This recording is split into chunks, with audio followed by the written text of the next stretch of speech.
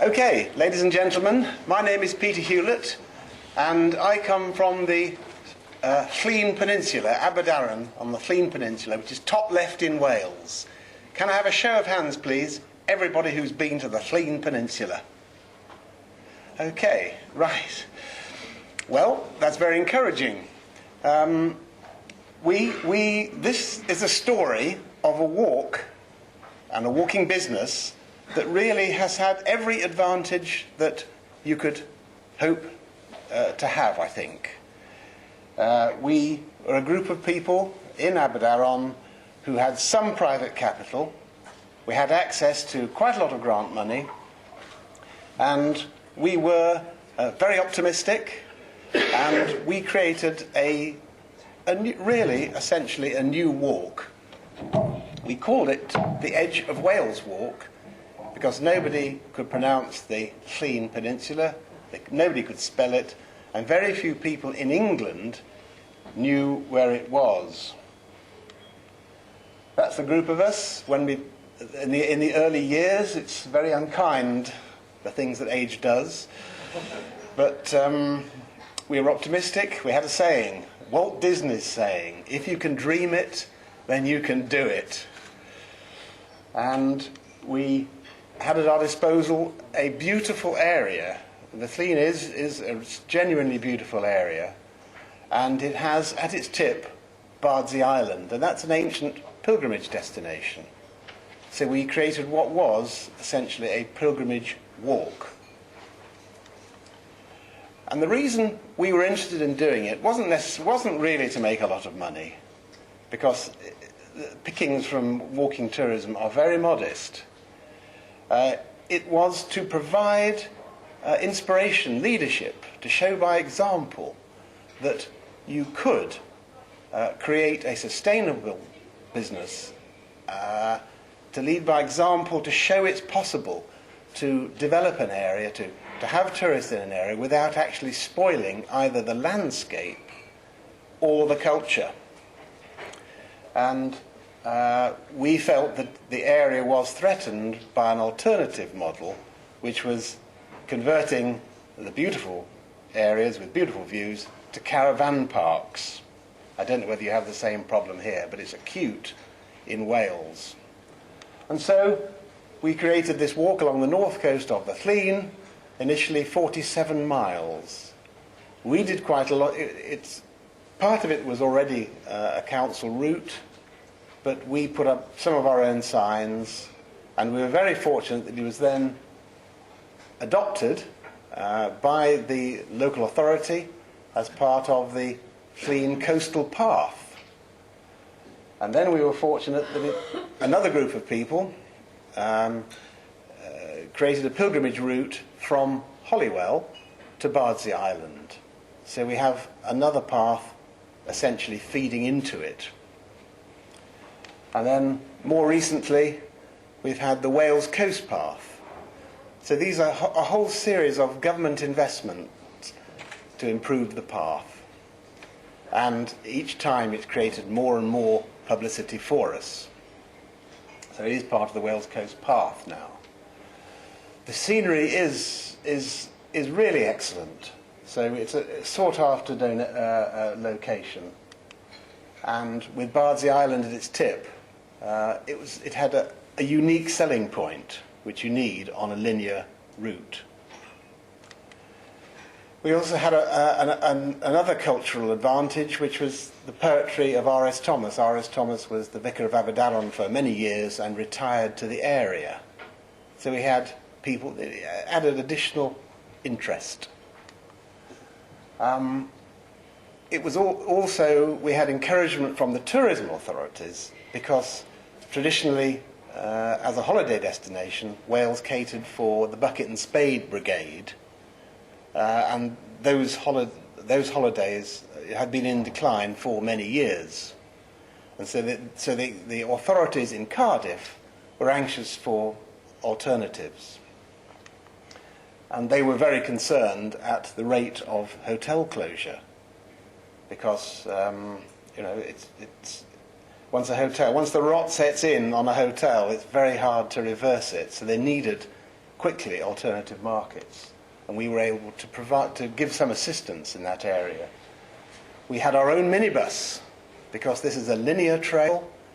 People don't want to carry their own luggage. They want to see everybody every day to give encouragement and support. And so we use the minibus either to carry the people to the walk, or simply to carry the luggage, or to pick up from Manchester Airport.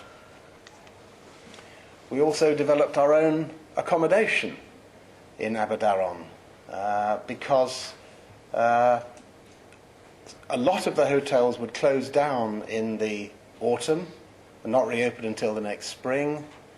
There was no accommodation in the whole area for anybody with disabilities, and some of it was not of a particularly high standard.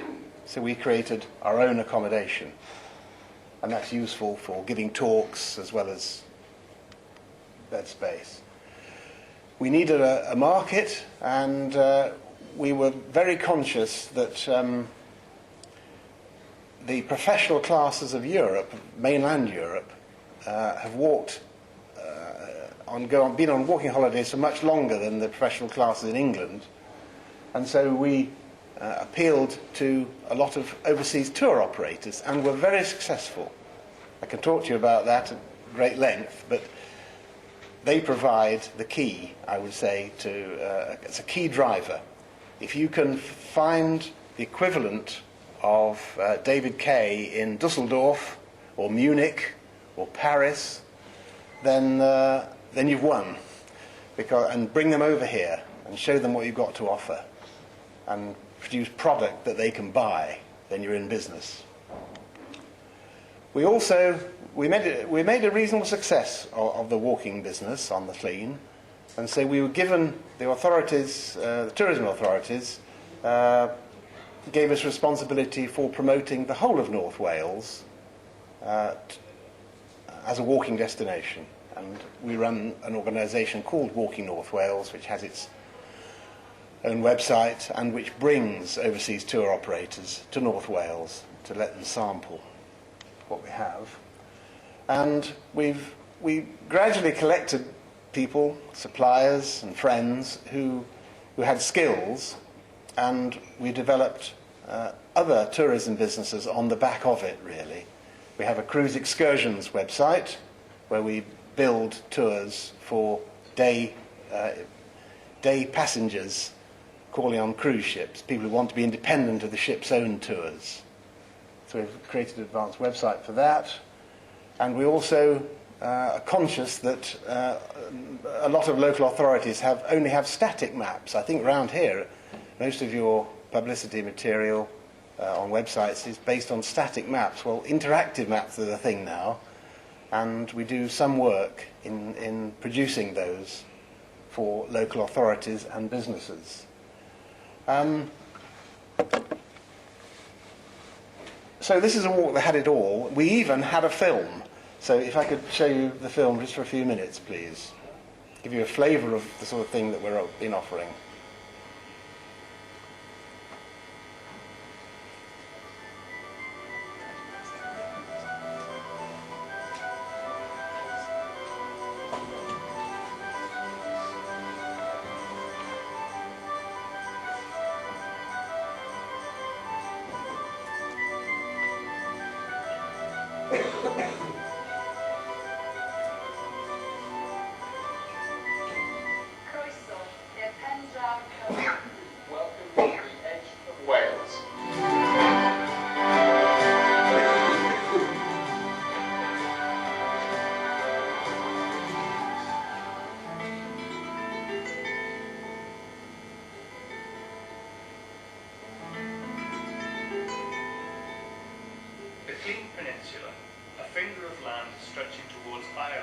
Surrounded by beautiful coastline and shining sea.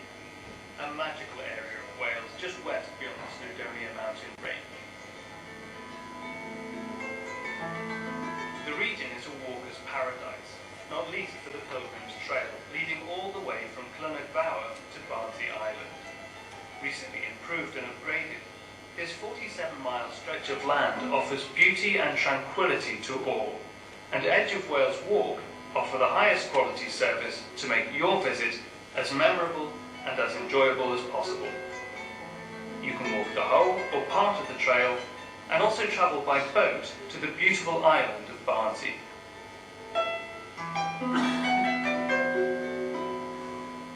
Llŷn is a special heritage coast and classified as an area of outstanding natural beauty. The wildlife is abundant with seabirds and wildflowers everywhere you look, and seals are often visible off the coast. Whether you like long hikes or a gentle stroll, Llŷn has something to offer. Along the trail you can enjoy the Iron Age fort of Trecairi, the dramatic peak at Arrival, the lost village of Nant Gwrthauyn. Or Mynyddow, the Land's End of Wales. All this on top of the quiet lanes, wild moorland and miles of sandy beaches.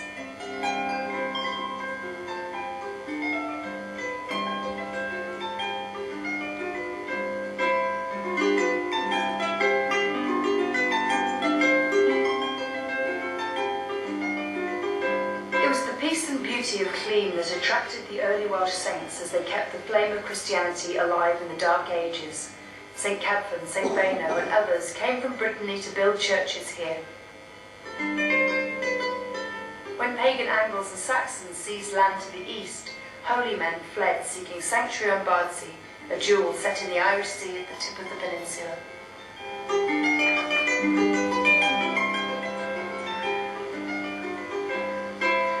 Pilgrims also came here in their thousands seeking forgiveness of sins or hoping the holy wells would cure their ailments. 3 times to Bardsey was once to Rome, they said, and the tradition endures today, with many visitors making the pilgrimage to the holy places of Llŷn or to the retreat centre on the island. Your holiday can include a trip to Bardsey that allows you a few hours to explore this unique and magical place. And if you fancy the adventure, Edge of Wales Walk can even arrange self-catering accommodation in one of the 19th century farmhouses on the island.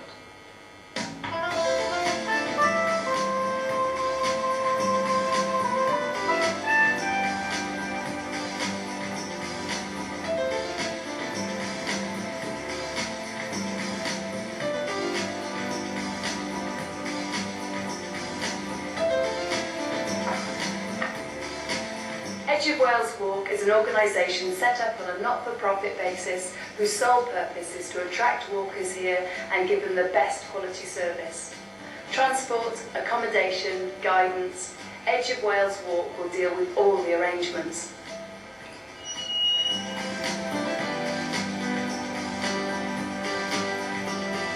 You can stay in a country house, a seaside hotel, a bed and breakfast, or have board and hospitality in the idyllic old quarry village at Nant Gwrthauyn, home of the Welsh Language Centre.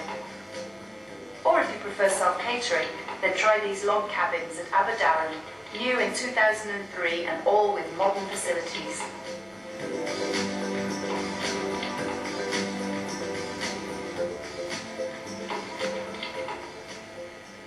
The minibus is there to transport you to and from the ferry, keep your luggage safe, or collect and deliver you from your own parked car, and is readily available by mobile phone. This means you can walk exactly when and where you want, never be stranded and never be without an emergency backup. Everything you need is provided: detailed maps, pre-programmed GPS equipment to keep you on the route, and local information to guide you on your way. Of course, you don't have to walk. You can cycle, or if you and your party prefer, the minibus can take you on trips to Portmeirion, Snowdonia or Carnarvon Castle.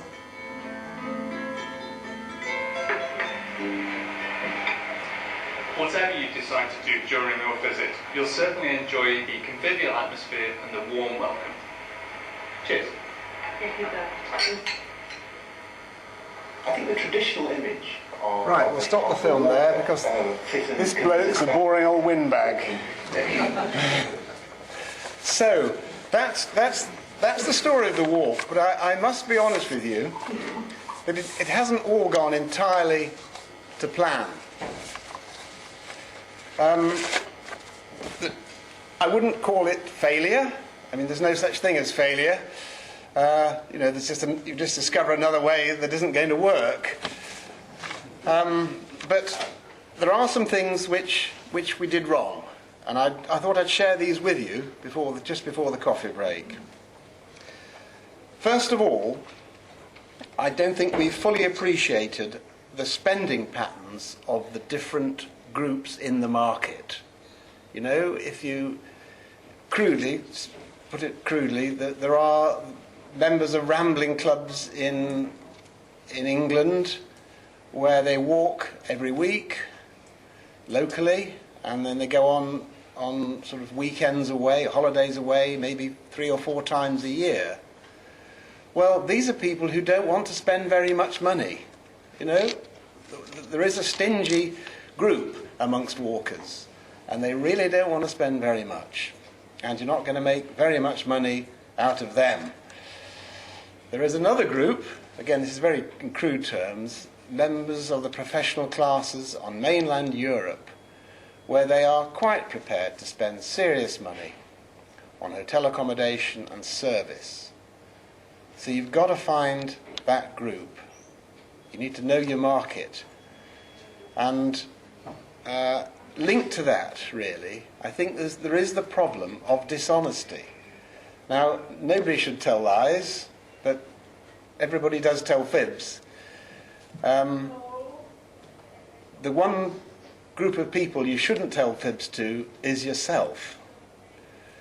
Never tell lies to yourself. And you must look at the market and say, well, we can imagine we're going to have 1,000 walkers on this route, but actually, if we analysed it more carefully, we're only going to get 300, and that's going to change the economics of the whole thing. I think the problem of dishonesty is encouraged in a way by the grant process. You know, you apply for a grant and you reckon your market's going to be 250 walkers, and you say, well, that's only going to create 2 jobs, but you've got to create 5 jobs. You know, don't you think that perhaps, you know, your sales figure might be a bit higher? And the whole process, I think, does encourage that.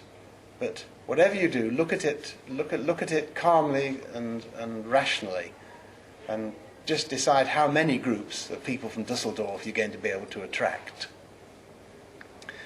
So honesty is important.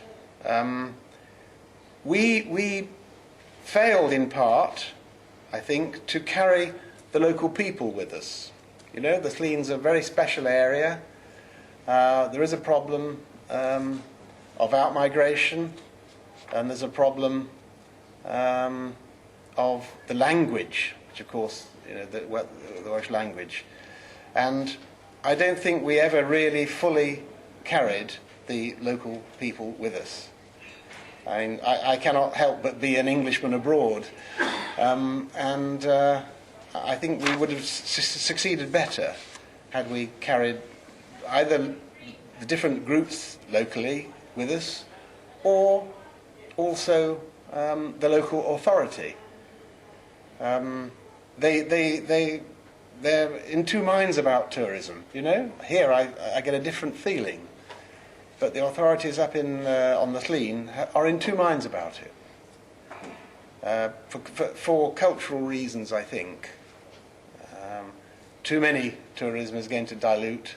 Too many tourists might bring too many settlers, and too many settlers will disturb the language. So we could have done better on that. We have suffered a bit, I think, from the explosion of competing walks. You know, 10 years ago this was a linear walk. There were lots of others, but this was the best serviced, I think, of all the linear walks in the UK at that time, in that you had a hotel at every, you know, within a day's walk along the route. We had great scenery, we had great publicity, and transport. but since then, there has been an explosion of competing walks. You know, the whole of Wales, the coast of Wales, is now a linear walk. Oh, sorry. And so, competition. We've had to compete with the economies of scale and exotic locations created by people like Ramblers, you know? A formidable adversary. That's right. So there you are. You can go, you know, I mean, Wales is good, but it, you know, Machu Picchu, it is not, you know?